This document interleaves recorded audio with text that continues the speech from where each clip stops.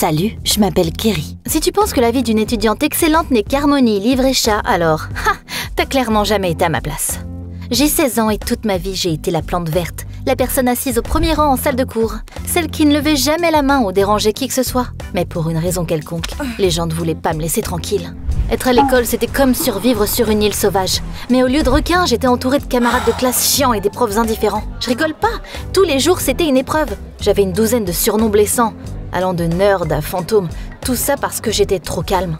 Et les profs ils faisaient comme s'ils ne voyaient rien. Ou ils faisaient encore pire. Kerry, t'es intelligente, tu peux te débrouiller toute seule. C'était plus facile pour eux de détourner le regard que de m'aider. Notre école était dans un quartier pauvre et personne ne se souciait de problèmes des autres là-bas. Les élèves faisaient ce qu'ils voulaient jusqu'à ce que le directeur, Monsieur Howard, passe de temps en temps. Même les profs avaient peur de lui. Tout le monde savait qu'il était en vacances la plupart de l'année, mais à chaque fois qu'il revenait, il transformait la vie de tout le monde en un enfer. Ces jours-là, l'école était complètement silencieuse et même les tyrans n'osaient pas causer de problème. Mais dès qu'il repartait, les choses revenaient à la normale. Parmi mes brutes, c'est Michael qui s'en prenait le plus à moi. C'était la star de notre école, un beau sportif, le rêve de toutes les filles et bien sûr mon pire cauchemar. À chaque fois que je passais devant lui, il ne pouvait pas s'en empêcher. Hey Kerry, pourquoi tes vêtements sont toujours aussi moches? Tout le monde a éclaté de rire. J'ai juste continué mon chemin, essayant de ne pas montrer à quel point ça faisait mal. Et tu sais ce qui était le plus chiant? Je savais pas quoi lui répondre. Les mots restaient coincés dans ma gorge et j'encaissais les insultes en silence. À la maison, c'était différent. Il n'y avait que ma mère et moi. Je ne me souviens pas du tout de mon père. Il est mort quand j'étais toute petite. Mais ma mère disait toujours que c'était une bonne personne. Même si, pour être honnête, avoir ma mère me suffisait. C'était ma personne préférée et à chaque fois que je rentrais à la maison en pleurant, elle s'asseyait à côté de moi et me caressait la tête. Kerry, ne laisse pas les autres décider qui tu es. Mais maman, ceux qui ont le pouvoir décident de tout. Avoir du pouvoir, c'est prendre ses responsabilités. Beaucoup de gens ne comprennent pas ça. Elle travaillait presque tout le temps, mais elle le faisait pour nous. Parfois, je l'entendais parler au téléphone la nuit et rire. Et un matin, elle m'a avoué qu'elle voulait m'annoncer quelque chose. Kerry, j'ai une surprise pour toi. Bien sûr, je me suis crispée. Je sors avec quelqu'un et il m'a demandé en mariage. Honnêtement, j'ai failli tomber. Maman allait se marier? Elle brillait et je pouvais pas m'empêcher d'être heureuse pour elle. Je savais à quel point la vie avait été dure pour elle ces dernières années. Et si elle était enfin heureuse, alors tout allait bien dans le monde. Il s'appelait Monsieur Swinton. Il était... Eh bien, disons qu'on vivait dans des mondes différents. C'était un mania de la construction, réussi et élégant. Maman était tout de suite tombée amoureuse de lui. Quelques mois plus tard, ils se sont mariés. Et tu sais ce qui s'est passé ensuite? Il a dit qu'il travaillait sur un projet à Londres et on y a emménagé pendant une année entière. T'imagines même pas à quel point j'étais heureuse. Ça y est, une nouvelle vie, une nouvelle vie, une nouvelle école. Tout sera différent. On a emménagé dans un immense manoir, d'immenses fenêtres, un bel escalier et même du personnel de maison. Maman rayonnait et j'avais l'impression d'être dans une toute nouvelle réalité. Bientôt, c'était mon premier jour à ma nouvelle école. C'était quelque chose qui sortait tout droit d'un rêve. Des salles de cours modernes et belles, des uniformes coûteux. Mais il s'est avéré que les gens ne changent pas d'une école à une autre. La seule différence, c'était les vêtements. Au lieu de jeans déchirés et de vieilles baskets, je voyais maintenant des sacs de créateurs et des baskets immaculées partout. Quand je suis entrée dans la salle de classe, tout le monde m'a regardée. Nouvelle fille! Oh, tu as un joli accent, d'où viens-tu, de la campagne? Tout le monde a déjà rigolé. Je suis devenue rouge et j'ai rien dit, espérant que ce serait juste un moment stupide qui serait bientôt oublié. Mais non, ce n'était que le début. Ils ont tout trouvé à redire. Comment je parlais, comment je m'habillais, à quoi ressemblait mon sac à dos. J'ai essayé de ne pas y faire attention, mais ça a juste fait qu'ils s'en prenaient encore plus à moi. Un jour, des filles ont pris une photo de mon vieux sac à dos et ont posté une story avec la légende « chic d'occasion ». Je l'ai vu par accident et ça a vraiment fait bouillir mon sang. Je n'avais jamais rien fait pour blesser qui que ce soit. Je voulais juste faire mes études et faire partie de ce nouveau monde. J'avais l'impression que même les profs me regardaient de haut, surtout ma prof d'anglais. Une fois, elle a dit devant toute la classe « Kerry, je suppose que tu n'es pas habituée à des normes aussi élevées, n'est-ce pas ?» Mes camarades de classe ont rigolé et j'ai juste regardé mon manuel pour que personne ne voie à quel point ça me faisait mal. Dès que le cours s'est terminé, je suis vite partie, retenant à peine mes larmes. En rentrant chez moi, je ne pouvais pas m'empêcher de penser que quelque chose n'allait probablement pas chez moi. Peu importe où j'étais, dans une école pauvre ou une école d'élite, les gens trouvaient toujours des raisons de m'humilier. Le pire, c'est que je savais toujours pas comment leur résister. Pourquoi je peux pas être forte? Pourquoi je peux pas juste leur dire « ça suffit » Mais comme toujours, les mots me sont restés dans la gorge. Et j'ai réalisé qu'une nouvelle vie ne signifiait pas nécessairement une nouvelle chance. Parfois, c'était juste la même chose dans un nouvel emballage. J'ai essayé de rester forte. Chaque jour, je me disais « Tu peux le faire, Kerry. Ne laisse personne voir que tu souffres. » Mais un soir, pendant le dîner, Monsieur Swinton a remarqué que j'étais contrariée. Kerry, chérie, qu'est-ce qui ne va pas? Je l'ai regardé et j'ai réalisé qu'il voulait vraiment m'aider. Alors je lui ai tout expliqué, sur comment je me faisais harceler, l'histoire du sac à dos, que je me sentais encore une fois comme une plante verte. Oh, ça ne va pas le faire, on va résoudre ce problème. Ce n'était que le début. Le lendemain, 2 personnes sont venues chez nous. Une styliste et une thérapeute. Au début, j'ai cru que c'était une blague, genre « Tiens, fais une thérapie, c'est à la mode de nos jours ». Mais non. Mademoiselle, vous avez utilisé des vêtements qui ne reflètent pas qui vous êtes pour vous cacher du monde. Vous avez essayé de ressembler à tout le monde, alors que vous ne devez ressembler qu'à vous-même. On a choisi des looks, pas glamour ou prétentieux, juste quelque chose qui me faisait sentir comme moi-même. Il m'a appris à ne pas avoir peur de porter des vêtements brillants, à arrêter de cacher ma silhouette et à choisir des vêtements non pas parce qu'ils sont à la mode, mais parce qu'ils me parlent. Plus important encore, il a dit quelque chose que j'ai enregistré plus tard dans mes notes. Le style n'est pas une question de vêtements, c'est une question de confiance. Quant à la thérapeute, elle a bouleversé tout ce en quoi je croyais. On a parlé pendant des heures. Elle m'a aidé à comprendre que mon silence n'était pas une faiblesse, mais un mécanisme de défense, que mon opinion comptait, que dire non signifiait fixer des limites, et que ce n'était pas de l'impolitesse. On s'est même entraîné. Elle faisait semblant d'être ma camarade de classe méchante, et j'ai appris à la regarder calmement dans les yeux et à parler avec fermeté et confiance, sans crier, sans me mettre en colère. 1 mois s'est écoulé. Je me suis regardée dans le miroir et je ne me suis pas reconnue. Regarde ma tenue, j'étais pas du tout affalée. Je ne regardais plus le sol et mes yeux. Il y avait un nouveau regard en eux. C'était la confiance, pas de l'arrogance, mais une certitude calme. Je peux le faire. Enfin, il était temps de retourner à l'école. J'étais morte d'inquiétude.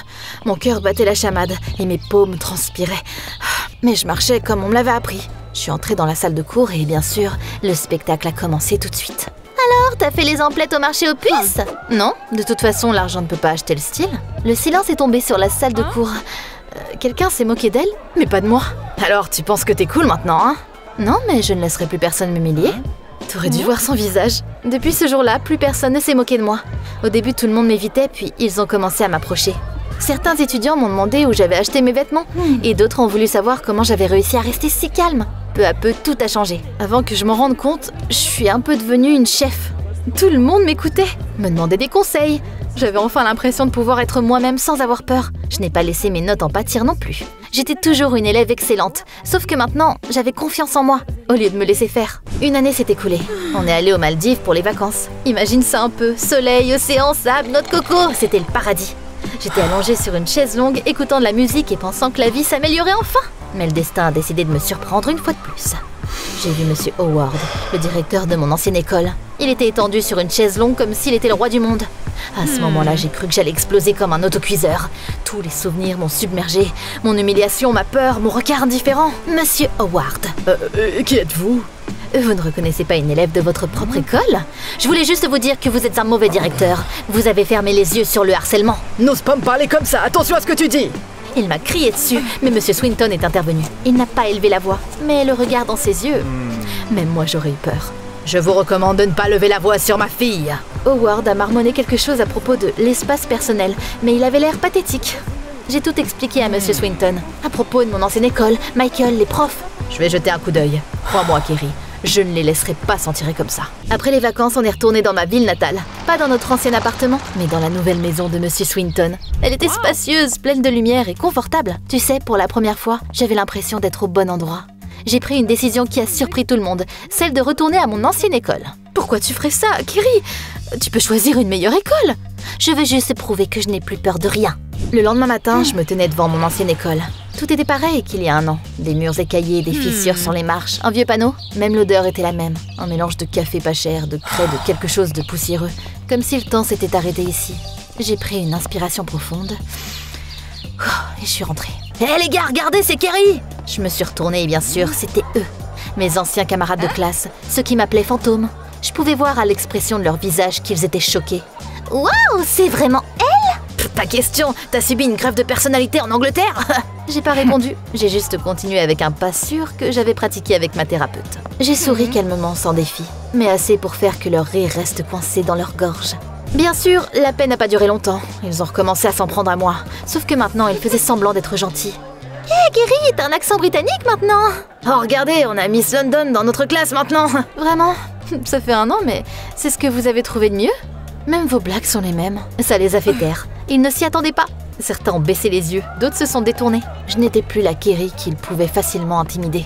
Maintenant, je savais me défendre. et on aurait dit que tout le monde le sentait. Bientôt, mes camarades de classe ont arrêté de me harceler. Ils n'ont pas arrêté de chuchoter dans mon dos, mais ils le faisaient discrètement. Et ils faisaient semblant d'être occupés quand je passais. Même Michael, le plus beau gars de l'école, a fait semblant de ne pas me reconnaître au début. Mais je pouvais le voir me jeter des coups d'œil furtifs. Mais les profs n'avaient pas changé, toujours occupés, indifférents, comme si rien de ce qui ne se passait les concernait. Tu sais ce que c'est quand les adultes sont à côté de toi, mais que t'as l'impression qu'ils sont sur une autre planète? C'était ce que je ressentais. Je savais que si je faisais rien, ça ne changerait jamais. J'ai décidé qu'il était temps de mettre de l'ordre dans notre école. Pas seulement pour moi, mais pour tous ceux qui ont été victimes d'intimidation là-bas. J'ai commencé par la discipline. Je me suis assurée que personne n'osait venir en retard à l'école. J'ai interdit les téléphones dans les salles de cours. Et j'ai même introduit une règle de code vestimentaire. Pas de couleurs vives ou de sweat à capuche psychédélique. Tout devait être correct, comme dans une école normale. Tout le monde a fait ce que j'ai dit, et je me suis sentie puissante. C'était un sentiment étrange mais agréable. Quand je parlais, les gens écoutaient. Ils ont arrêté de se disputer avec moi juste parce que j'avais confiance en moi. Un soir au dîner, Monsieur Swinton a dit « J'ai des nouvelles. J'ai appelé mes amis du département de l'éducation. Monsieur Howard n'est plus le directeur. » Quoi? Il a été licencié? C'est ça. Le conseil est maintenant à la recherche d'un nouveau directeur. Je pense que ton école va enfin changer. L'homme qui avait rendu ma vie à l'école insupportable venait de perdre tout son pouvoir. Au fond de moi, je ressentais de la satisfaction.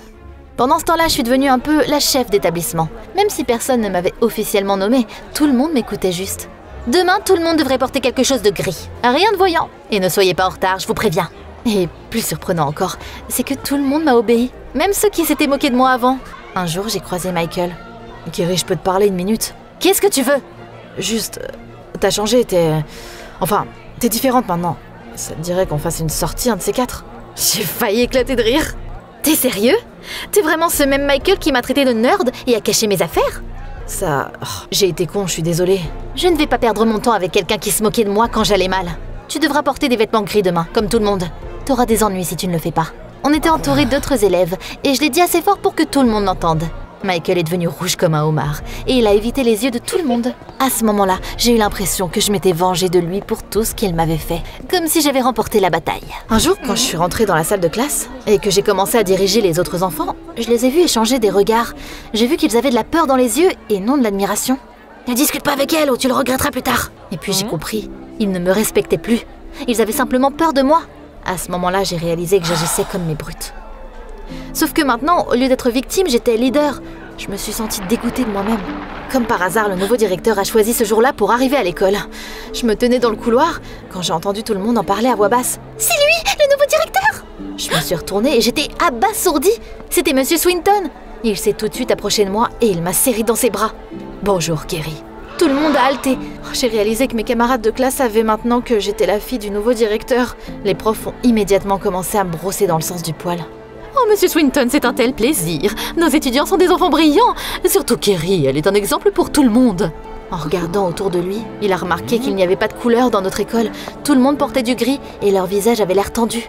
C'est le directeur précédent qui a fait ça à cette école. Pourquoi tout est si déprimant? J'ai finalement réalisé que ma règle de « pas de vêtements brillants », mon obsession pour le contrôle et mes ordres avaient transformé mon école en quelque chose que je détestais autrefois. C'était moi, je voulais juste remettre de l'ordre, mais je pense que je me suis juste laissée emporter. Il m'a regardé attentivement, mais il ne m'a pas jugée. Ce qui compte, c'est que tu t'en sois rendu compte. Le lendemain, j'ai rassemblé toute la classe et j'ai dit « Les gars, j'avais tort. Je n'aurais pas dû essayer de vous faire peur. Je suis désolée, je vous ai fait du tort. Surtout toi, Michael. Je suis allée trop loin et c'était pas juste. » La salle de cours était silencieuse, puis quelqu'un a commencé à applaudir. Un autre élève l'a rejoint, puis un autre. À ce moment-là, je me sentais pas puissante, mais respectée. Et c'était beaucoup plus important. J'ai réalisé que le pouvoir, c'était pas de faire en sorte que tout le monde fasse ce que tu veux. Il s'agit d'inspirer, d'aider et de protéger. Le vrai pouvoir ne consiste pas à humilier, mais à relever ceux qui sont tombés. Je me suis juré de ne plus jamais refaire la même erreur.